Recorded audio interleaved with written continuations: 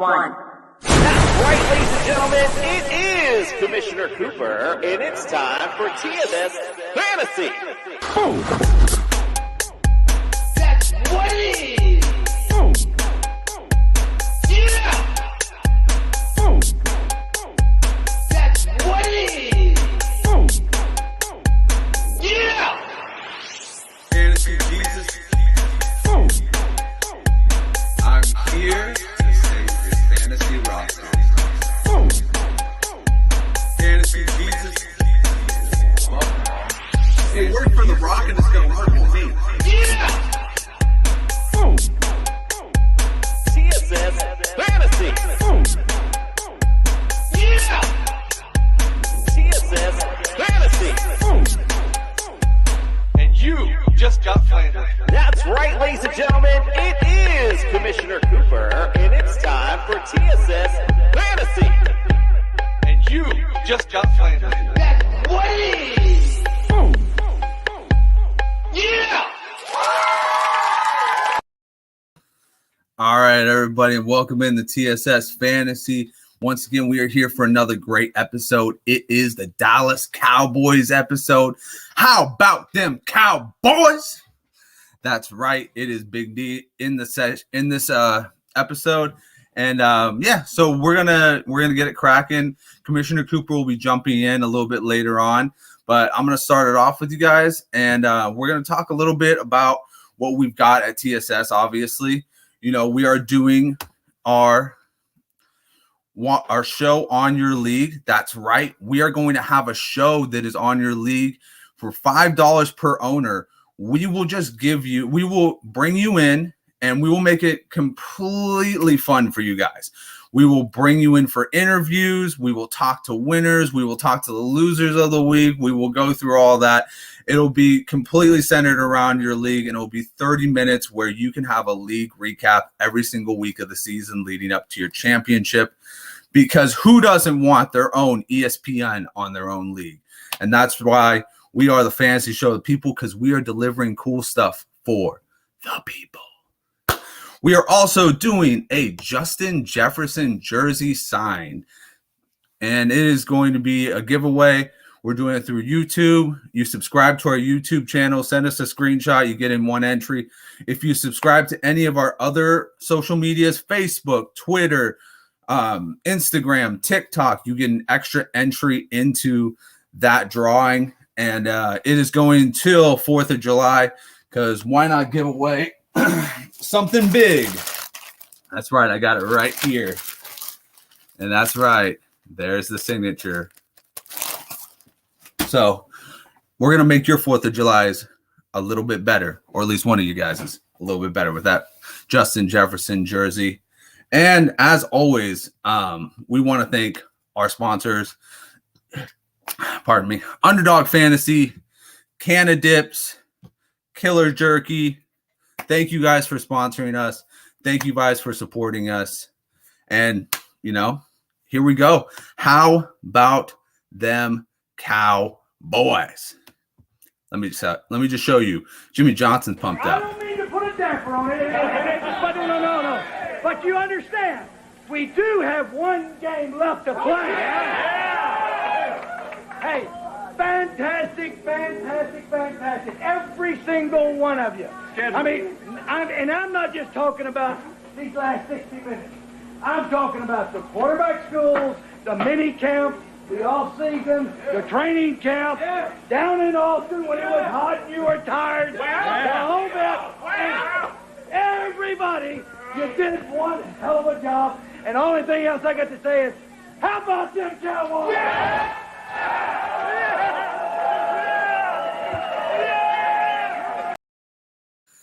Now, that is such a pumping up moment right there. But the worst part about that is that happened in Candlestick. And y'all know I'm a 49ers fan, so that hurt my heart a little bit. But anyways, guys, I'm going to get Dr. Miller in here, and we are going to talk about a percent to the bench for the Dallas Cowboys. So stay tuned. Look, I'm a doctor, not an escalator. Spock, give me a hand.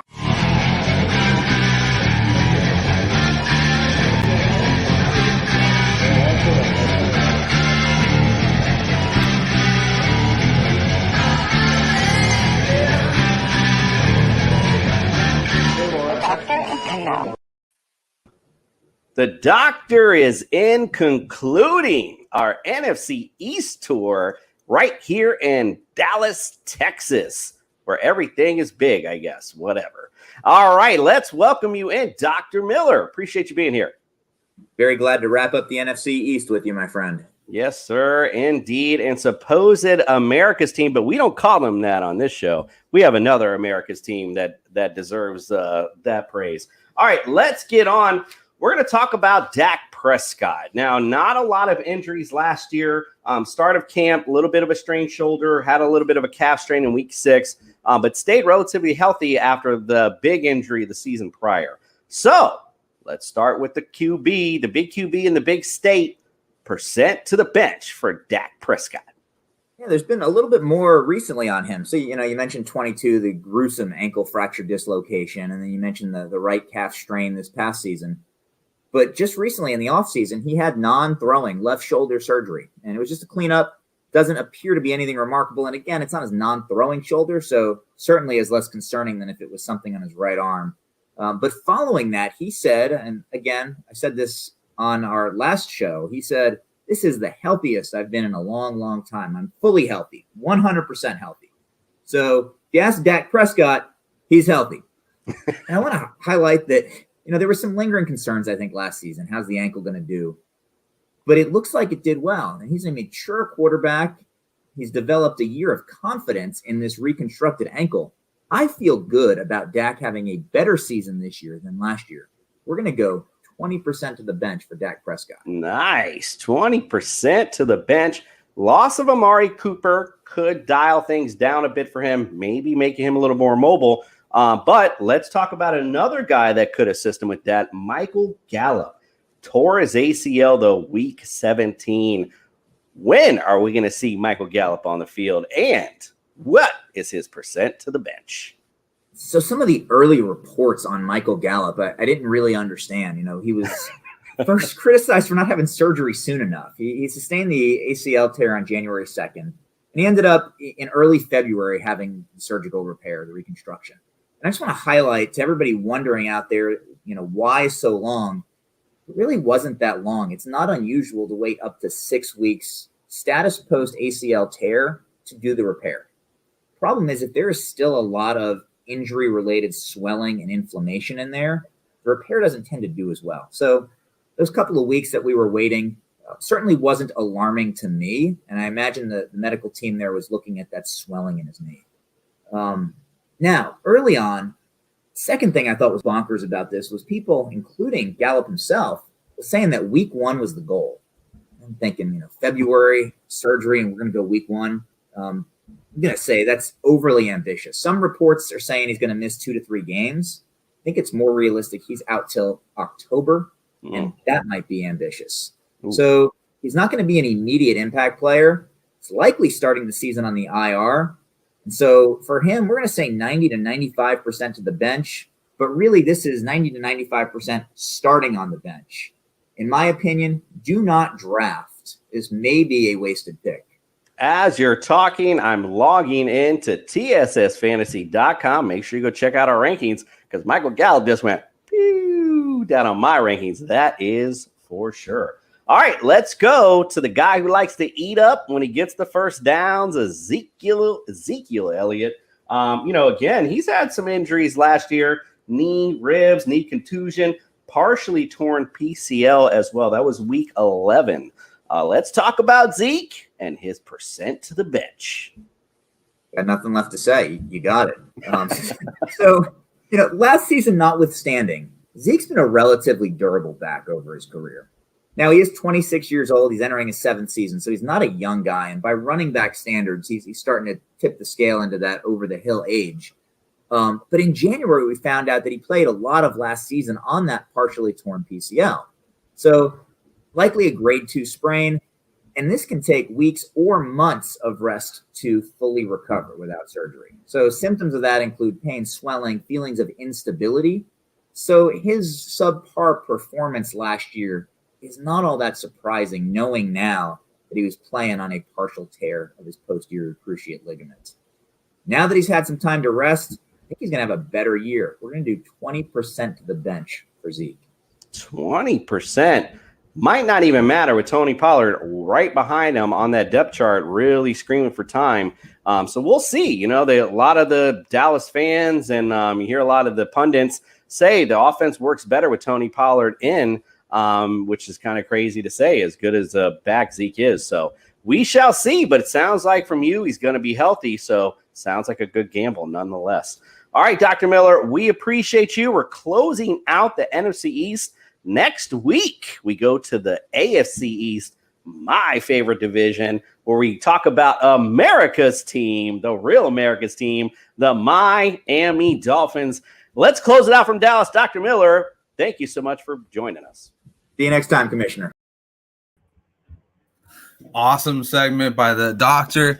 And now I am joined by our two guests, Mario Herrera from Talking with the Boys, and we also have Ricky Rorick. Guys, thank you for joining me today. How's it going today? Let's start with you, Mario. How's it going today, man? Just want to say thanks for having us on, Justin. It's going good.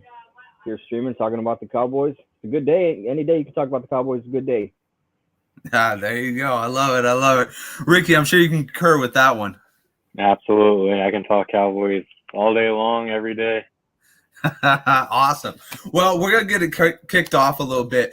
I'm going to pass around the idea of who's your favorite game on the schedule and what do you think, looking at the schedule, the Dallas Cowboys record is going to be. I'm just going to tell you right off the bat, my favorite game on the schedule right now is the rematch with Tampa. Once again, starting your week with Tampa, you get I believe it's a Sunday night game against Tampa, week 1. Boom, right out the gates. You can kind of rewrite what history was last year when you had that comeback and you almost did it, but you couldn't get it going. I also love the Thanksgiving game. I mean, you got to love a Thanksgiving game when you know it's going to be like that inner rival. When you're like, oh, man, you got the Giants, interdivisional matchup.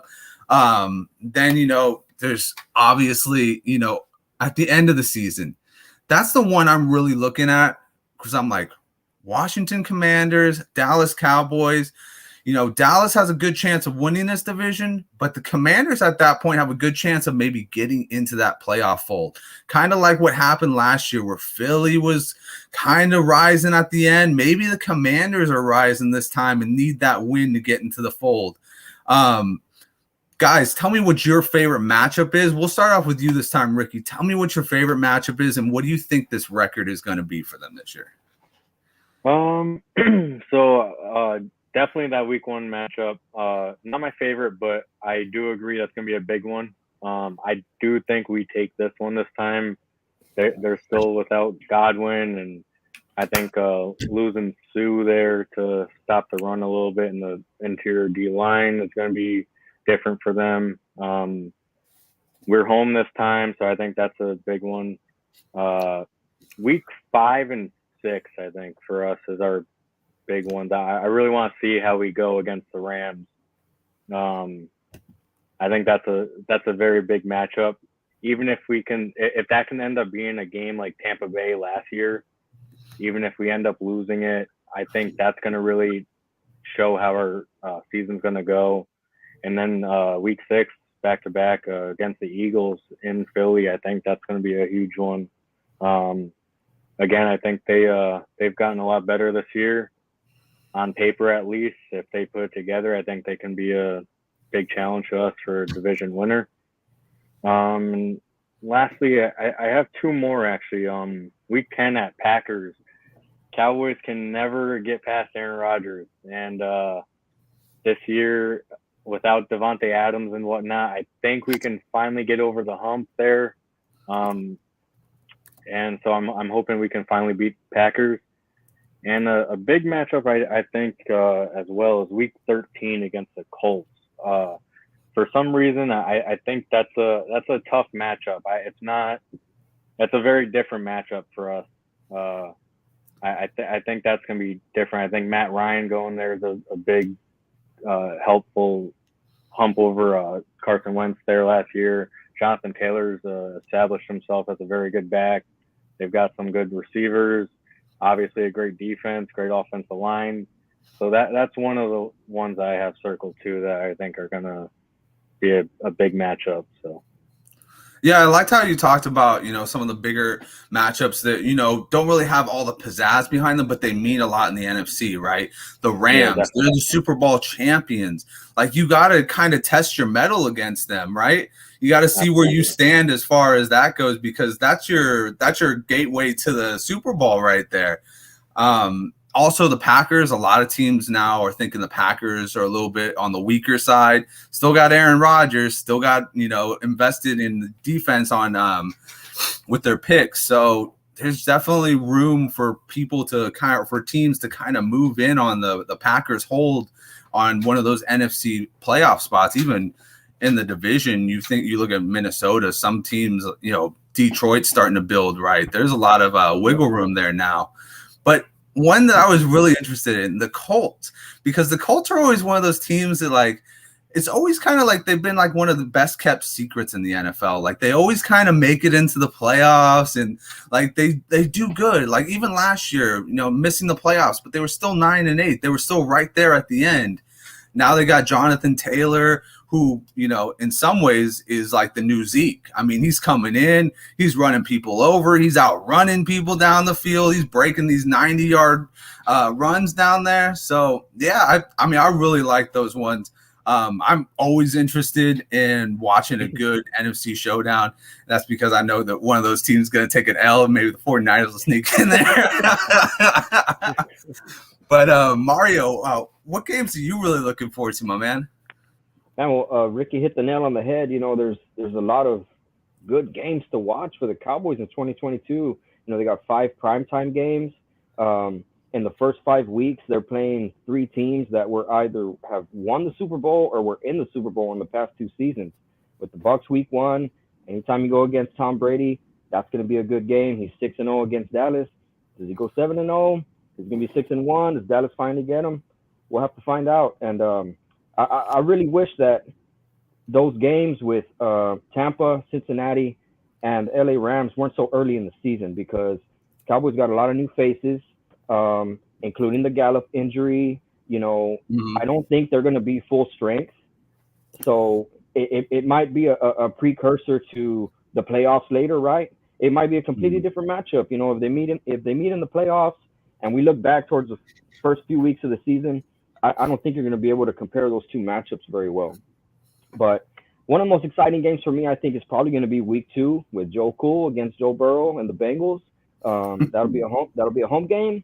I really want to see what Joe Burrow can come in, into Dallas, see what he can do there with all the weapons that he has with Chase and Higgins, and Tyler Boyd and Mixon in the backfield.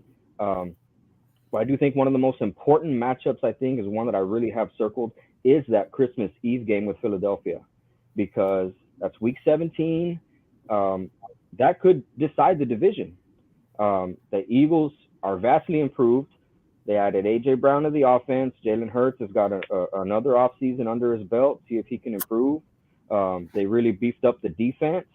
They got Slay on the outside, and then they went ahead and added James Bradbury, right? He's had a couple unfortunate seasons this past couple seasons, but he is a good corner. He was all pro at once. They added Jordan Davis to clog up the middle alongside Fletcher Cox on that defensive line. It's going to be tough sledding trying to run the ball, especially with a rookie at left guard and a center in Tyler Biotish that has shown a propensity to get forklifted back into the backfield. That might have to be a Dak Prescott game when they go against the Eagles. They might have to rely on his arm very much. So I'm circling that game. I'm also circling the Thanksgiving game. I'm so glad it's the Giants, because we should win, because I'm so tired of my Thanksgiving meal being ruined the past 2 seasons. I cannot eat after watching these guys play, man. This past season against the Raiders, I was pulling my hair out. And they've got to move them up to like the 8:30 slot so everybody can eat their stuff and then get disappointed afterwards. Exactly, man. If I'm gonna be disappointed, I want to be disappointed with dessert, not the main course. Exactly. Disappointment goes a lot better with a nice slice of apple pie, right, and a little bit of rum too. There you go. So, and I like how you pointed out that Colts game because that interdivisional matchup always seems to be kind of tricky. I don't think anybody expected the Colts a couple years ago to beat Dallas. I think it was like 20-3 or something like that. They just came out and stomped on us. Darius Leonard was all over the place. We couldn't get anything going on offense. Another big one that I'm circling, probably number 3 on my list, is that home game against the Houston Texans, because that I-35 matchup, man, Dallas versus Houston. Here in Texas, if you're a Houston fan, most of the time you just hate Dallas, right? And I know a lot of Houston fans that used to be Dallas fans and jumped off when Houston came into the league, and all of a sudden they just hate Dallas, like they can't stand them. And I'm like, where are you getting this from?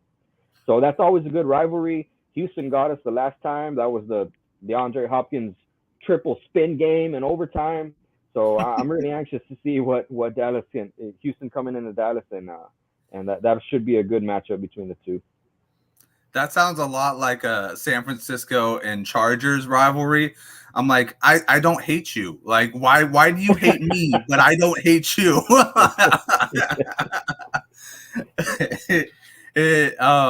But yeah, I mean, that's gonna be an awesome game too, because it's always like underrated, those state games. You know what I mean? Like, it almost has that college football feel to it sometimes, when you're like, oh yeah, we're gonna represent the state of Texas, and Texas is such a big state for football anyways, right?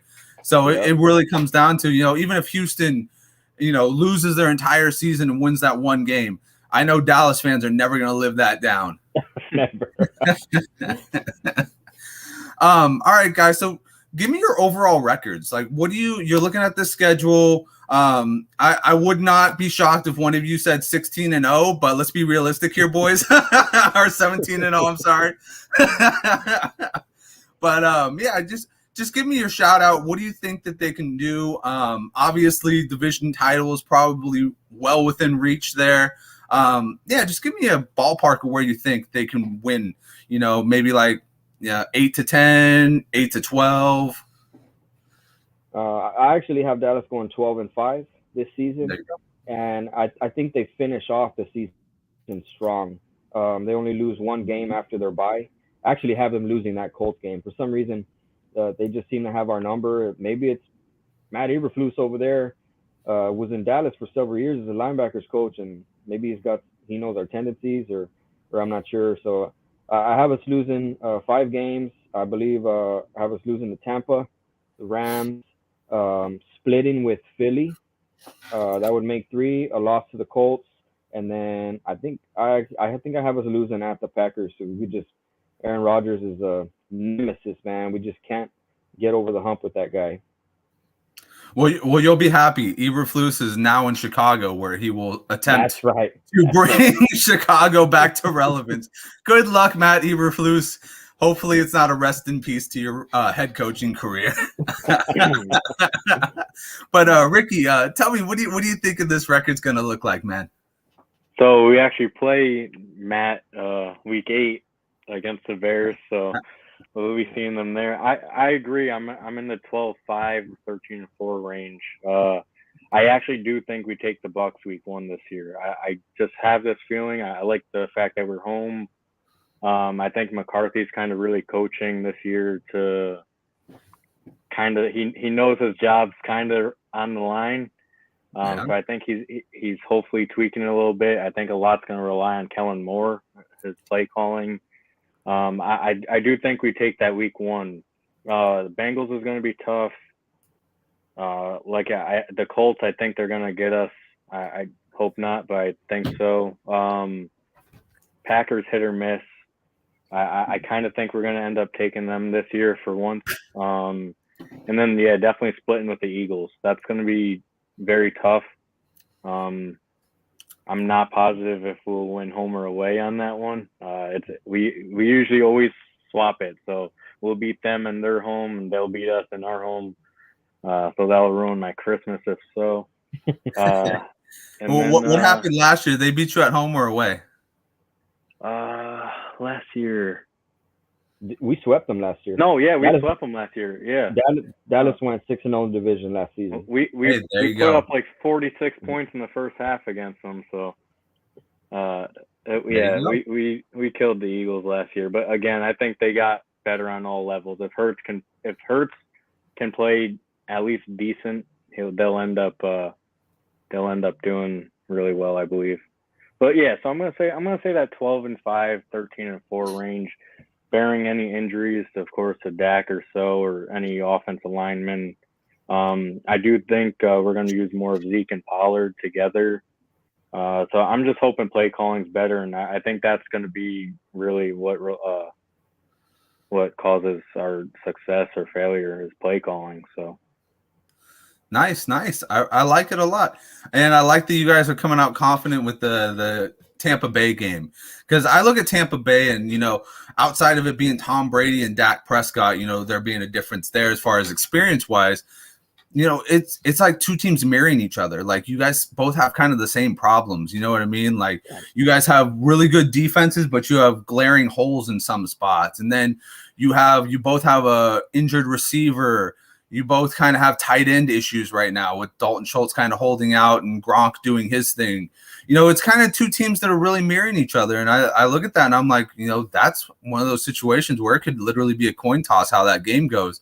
And if that game goes well for you guys, you start off with a bang, maybe you carry that momentum into the Bengals game and then you continue it after that. But anyways, guys, we are going to go to a quick commercial break from our boys at Underdog. And then when we come back, I'm going to put your guys' knowledge to the test with a quick game of trivia. Hell yeah. Hayden, we love fantasy football. We do? It's a fantastic game, yet still not perfect. Like, I hate leaving high-scoring players on my bench. The worst, man. In fact, hate it even more when I put injured players and they're in my starting lineup. Can't have that. And I need a life. The waivers, the trades, every single week, it grinds on me. So we at Underdog Fantasy want to make fantasy football easier for everyone out there. It's called Best Ball, and we set your optimal lineup for you each and every week. You can do it all year long. We have drafts going all the way from February to week 1 of the NFL season.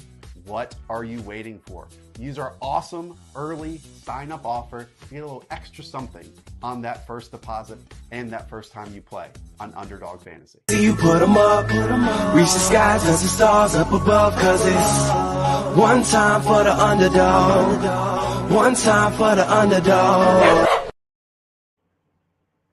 All right, awesome. And once again, go to underdog.com, sign up today, and you can get your money back up to 100%. They will match it if you type in the code TSS.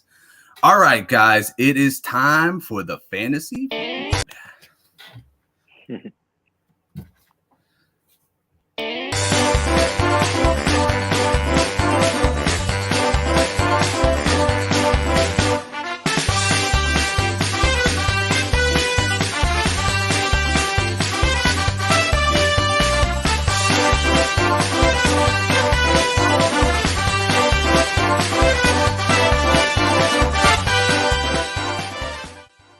Brad?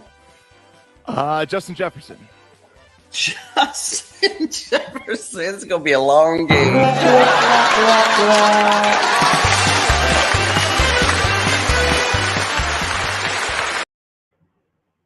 Guys, so our first question, and it's Fantasy Feud style, so when you have the answer, just shout it out, and we will roll with it from there. Whoever gets the first answer right will get control of the board. So the first question is I need the top 5 guys in receiving yards for the Dallas Cowboys. Top 5 all time? All right, I think Ricky said Jason Witten, right? We talking just receiving yards or receivers, position-wise, or? No, yeah, I'm just saying receiving yards, like top 5 rankings, all-time receiving yards. Yeah, I'll say Witten. Okay, so Jason Witten is number 1. Boom.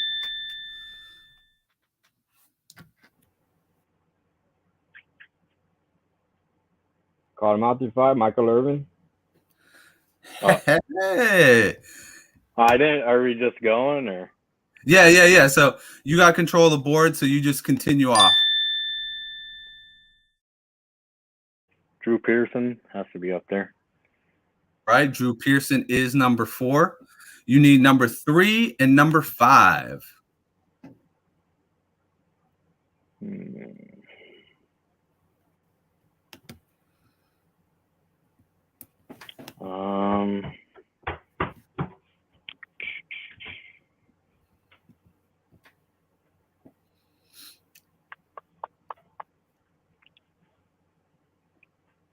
Want to say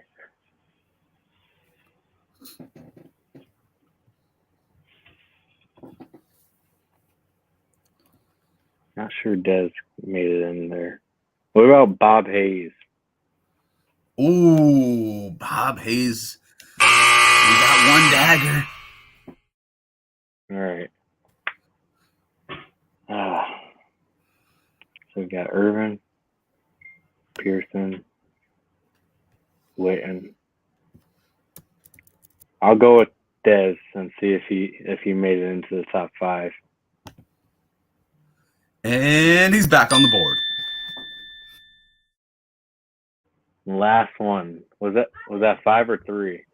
That was number 5. You're looking for number 3. That's probably before my time.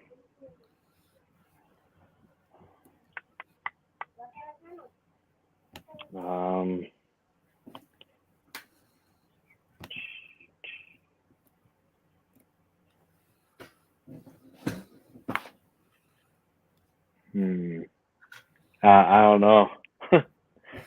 All right. Well, if you don't know, then we are going to pass it on to Mario for the steal. Did all the work for you, Mario. You got one for me.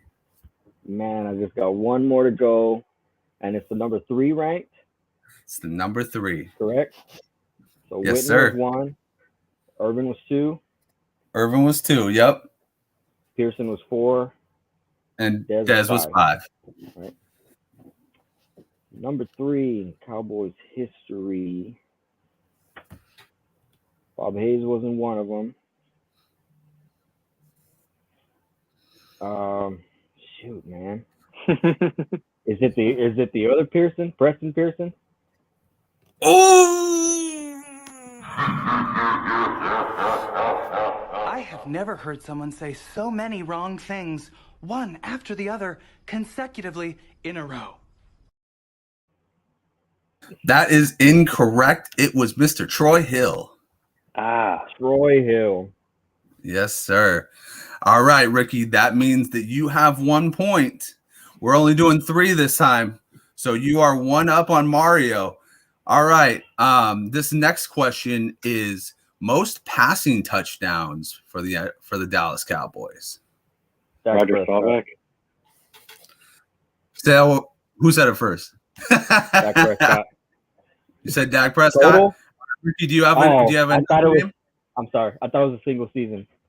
I said Roger Staubach. Oh, you're good. You're good. All right. So Tony Romo was number 1, but I do think that Dak Prescott, Mario got it first. So I'm going to give it to you. Dak Prescott was number 5. So we are going to go 2, 3, and 4. Fill in the blanks, Mario. You got 3 chances. All right. So number 1, Tony Romo. Prescott's number 5, right? Yes, sir. Staubach's got to be up there. Indeed. Hold on 1 second. Let me get this correct thing. For show. Aikman's got to be up there. All right. Aikman's up. And looking for the number 3 on passing touchdowns. Let's go Danny White.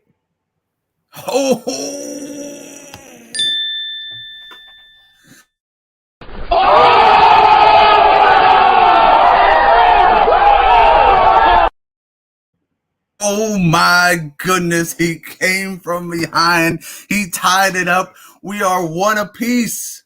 All right, guys. It's going to be a final one. Let's see a good one. Ooh, you know what? Let's do it. Hold on one second, guys. Let's go with this might be one you guys know because he's like probably you have like one of the greatest running back stables of all time, right? So let's go with rushing touchdowns. Who can say it first? I think Ricky got that one. Place for me, Ricky. Let's say Tony Dorsett. Tony Dorsett is number 2. I want to say Zeke's up there. Let's say Zeke. Zeke is up there at number 3.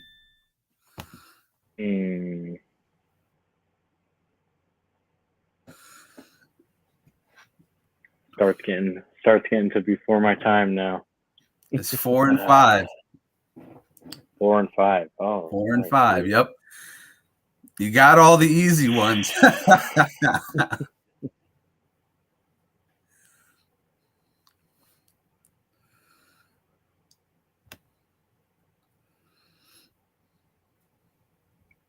Let's go with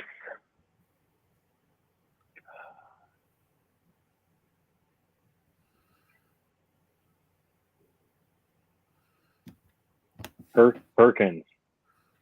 Perkins is Don number. Mr. Don Perkins is number 5. Congratulations. That was a good one. 5. It's number 5. I don't know if I can get this last one. Think you got it. So number 4 I need. It's number 4. Yep.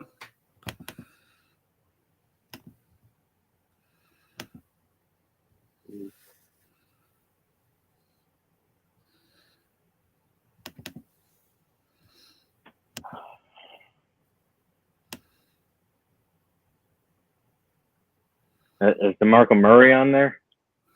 Probably not. The first one. It's older then. Got 2 more, man. You got it. Oh man. So older than DeMarco Murray.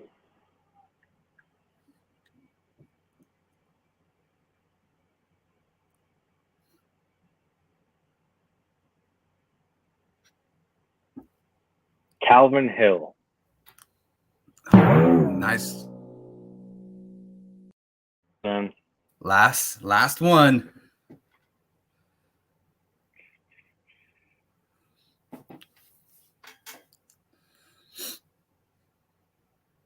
think I might have to pass it over. I can't get there. Oh hell no! All right, Mario. For the win.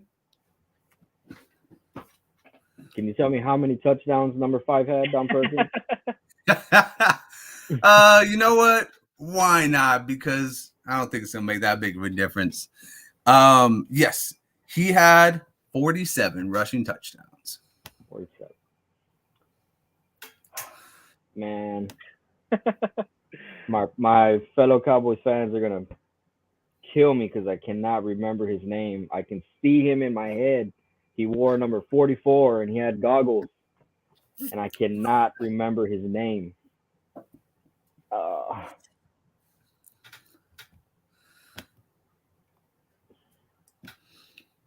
I can't remember his name. All right, you're gonna get the buzz.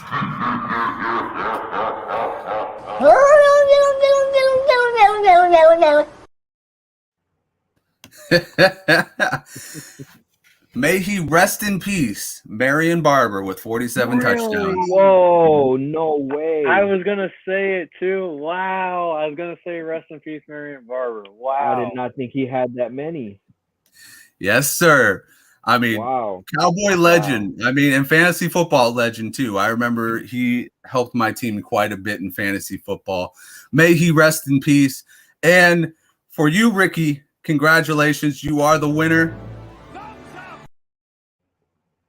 Thank you. And Chuck Norris approves. And for you, Mario, you are nothing. You lose. Good day, sir. Oh, thank you guys for indulging in some fantasy trivia. We're going to do a quick commercial break, and then we will be back to do the main event, which is fantasy football talk on all these Dallas Cowboys. Are you feeling stressed out because you're not achieving your personal goals in life? You're not alone. And like most, it's time to make a change before the inevitable. It's time to call in the coach. Vision, coaching, and consulting, because every champion has a coach. Our proven coaching methods have been in place for over 20 years and have helped professionals just like you achieve more than ever thought possible. We will partner with you and be there to ensure your goals are met. Our coaches will assist you in formulating a plan to achieve your goals. At Vision Coaching and Consulting, we offer business coaching, life coaching, and consulting services to get you back on track to meet those personal goals. And our virtual appointments make it easy to connect to a coach at any time you need them. Stop by and visit us today online at coachingandleading.org, or you can follow us on any of our social media platforms by our handle Coach Lead Win. Vision, coaching, and consulting, because every champion has a coach. It is that time of this show where we start talking about the fantasy repercussions of these players. And we're just going to start in with this intro on the rankings. I'm ready. I'm ready. I'm ready.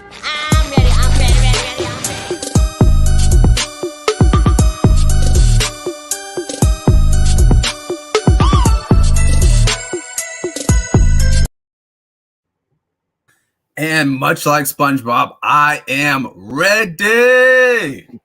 So let's go. Let's get in with it. Let's start with the best you guys have to offer. Dak Prescott. He's going right now at QB9. Are you guys big fantasy guys to start off with? Yeah. Oh, yeah. Yes, definitely. Awesome. So what do you guys feel about him going RB9? Or QB9. QB9. One thing that, yeah, exactly, RB9. He doesn't run enough. Not a good feeling at RB9. No, not anymore. But QB9. So last year, a lot of people started to think he was going to have a hiccup after he had his injury. I believe it was week 6. And then we had to suffer through a little bit of what was it, Ben DiNucci? So we was it? It's just Ben DiNucci, man. You weren't the DiNucci? You weren't on the DiNucci train? Absolutely not.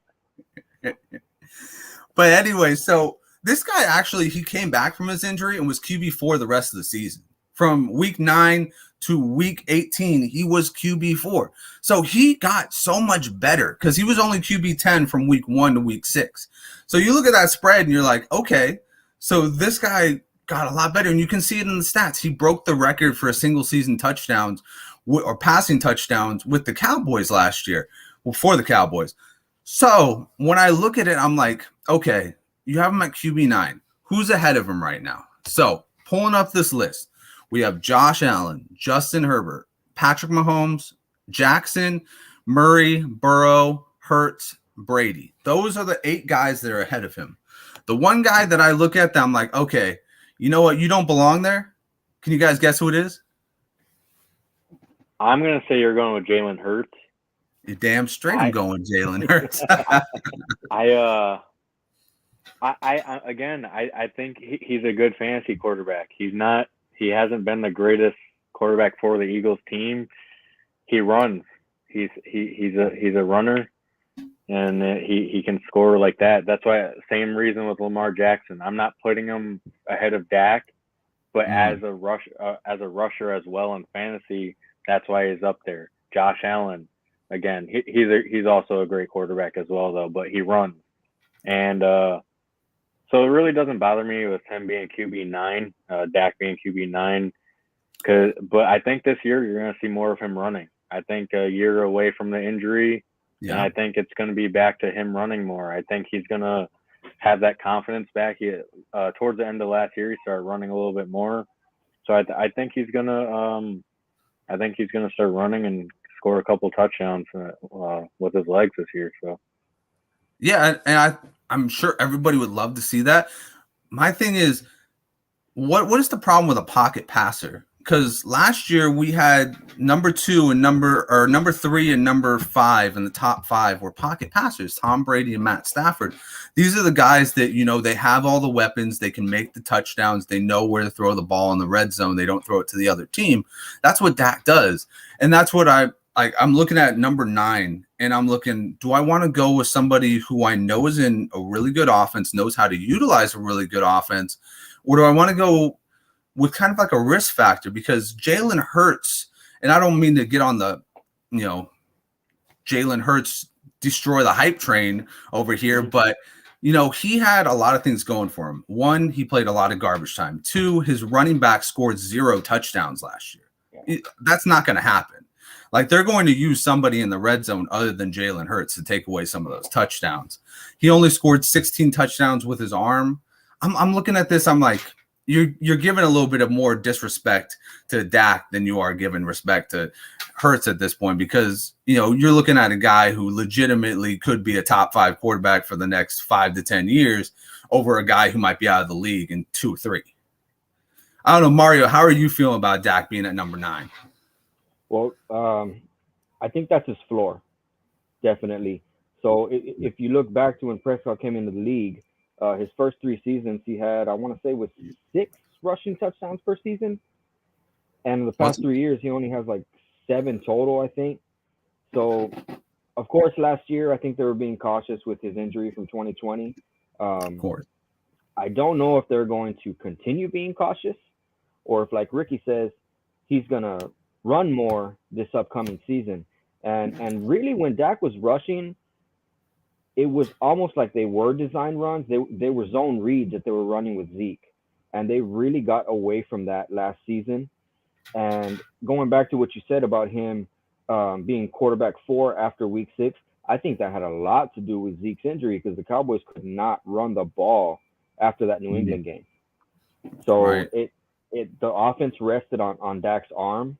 And as for fantasy, that would be great if that would happen again this season. But as real Cowboys fans, we do not want Dak Prescott throwing the ball 45, 50 times a game, right? We want the running game to get back on track, especially with our first-round pick, Tyler Smith, coming in, the development of Terrence Steele. Hopefully Tyron comes back healthy. Zach Martin, the president, he's up there, one of the best guards in the league.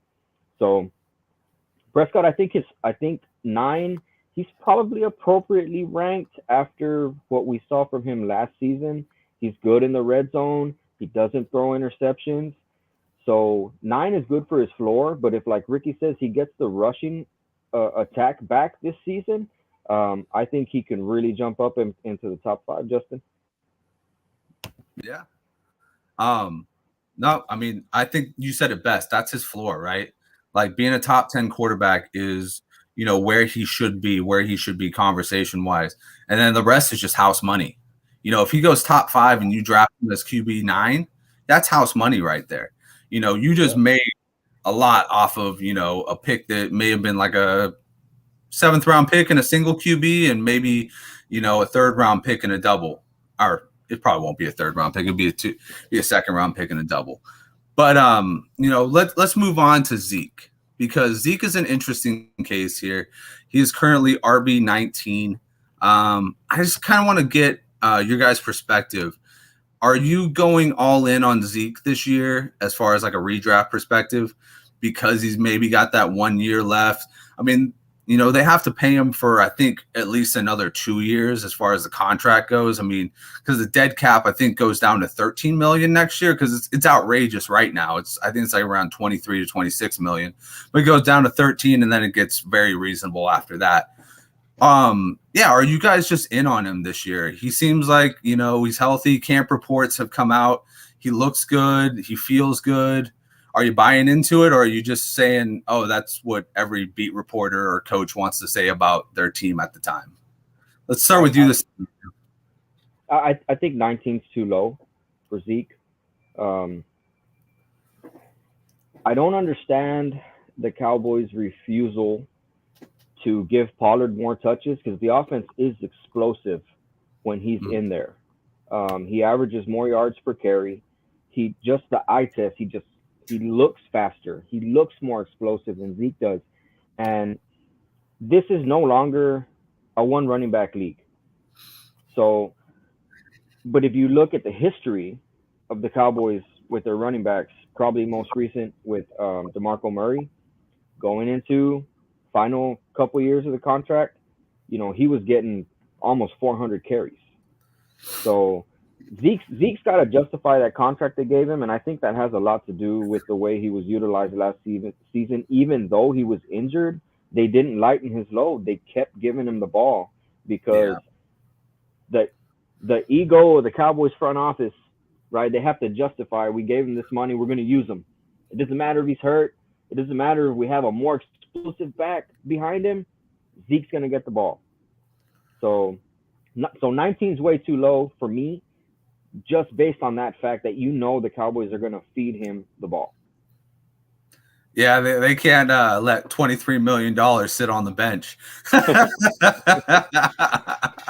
Ricky, are you echoing that? Yeah, definitely. I mean, I definitely think it's too low. I do think there's going to be more Pollard this year. So I think that might be a big reason. I think it's also because of the injury last year. You know, they have to blow everything out of proportion with that stuff. I think they're going to try getting back to running the ball, though. I think there's going to be a lot more sets with both Pollard and Zeke in the game at once. At least I'm hoping. Kellen Moore can get creative at times. Zeke's contract, I want to not defend in a sense, but he's probably the best blocking running back in the league. And if he, even with him hurt, if he didn't block the way he blocked, he probably wouldn't have played as much last year. Contract or no contract, his blocking is why he played so much. You know, if he's in the game, he's either getting the ball or he's blocking. Tony Pollard is most likely getting the ball if he's in there. So it's a disguise type thing. So I think that's where a lot of his money he earned came from, as well as blocking. Especially with our offensive line last year, we needed help blocking. He was a huge piece to keep Dak off the ground, was Zeke blocking. He picked up a lot of blitzes, picked up a lot of top linebackers coming in and ready to kill Dak, and he stopped them, you know. So that's where a lot of his contract, I think, comes from. I think he's going to get back on track a little bit this year, also depending on what Pollard brings. Pollard can, like Mario said, he's more explosive. You know, Zeke's a more patient back. He wants the hole to develop, and then he's going to hit it. Pollard, he'll just burst right through, and that's what he's, the shifty, quick back. So I think they're a very good complement together. Fantasy-wise, I think Zeke's the better option because of touchdowns. He's going to be the guy getting the ball inside the 5-yard line, 10-yard line or so, and he's going to be that guy. So yeah, 19's too low. I don't know what that's all about really, but I see why the drop as well. But 19's too low. So I mean, I think it's got to be aging out. We always kind of seem like to have this idea in the community that there's a certain level in which you reach, whether it's age or like amount of years, that you get a full workload where you just kind of age out and people start to throw you to the side. But at the end of the day, I mean, you know, you could still get like points out of those guys. DeMarco Murray went on to be relatively good in his later years, you know, when he went to Tennessee and Philadelphia. So, you know, there's definitely, you know, some juice to still squeeze out of Zeke. I just want to talk on this because you guys bring up a good point about Tony Pollard. Right now, he's sitting at 34. You got Melvin Gordon, Rashad Penny, Cordero Patterson, and Chase Edmonds around him. So you kind of got that high-end handcuff, low end running back twos near him. Are you liking where he's going? And if push comes to shove and you're in that situation and those top 5, are you going to pick Tony Pollard out of that list? I'm going first. Do you want me to say the list again? No, I probably am, honestly. Not just being a Cowboys fan. I like Javonte Williams more than Melvin Gordon this year. I think as a receiver, depending the type of league you're in, I know I do a PPR league, so I think Pollard's going to be used, especially early on with Gallup out. I think he's going to be used as a receiver a lot more. So I actually really do like Pollard probably more than those guys. Melvin's not too much of a receiving back.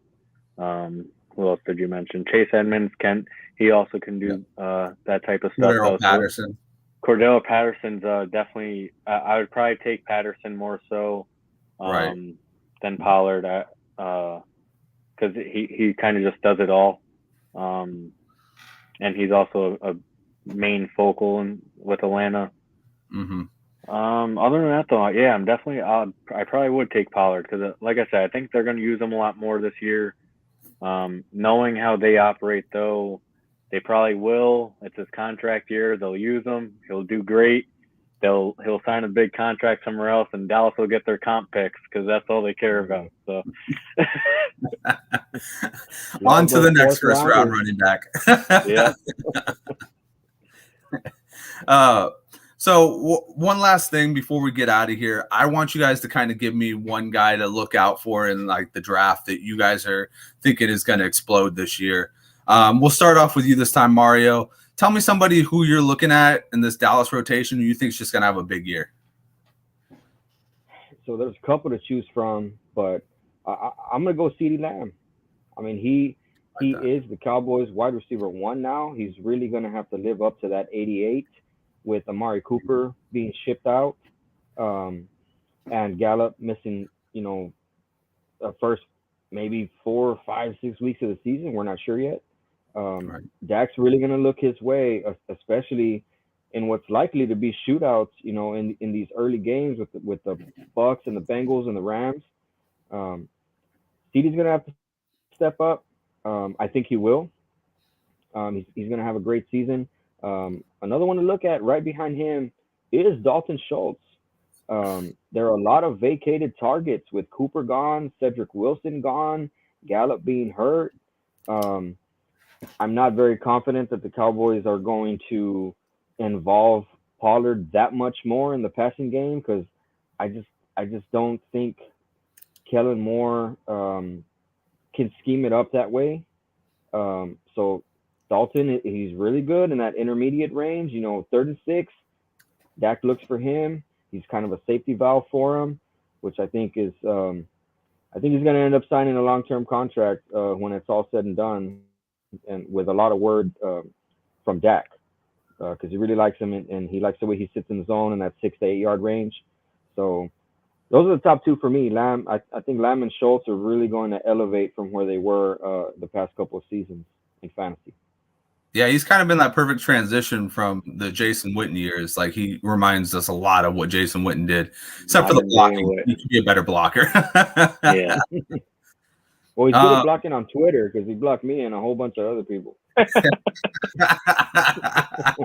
That's hilarious. Ricky, how about you, man? Who are you looking forward to drafting on fantasy?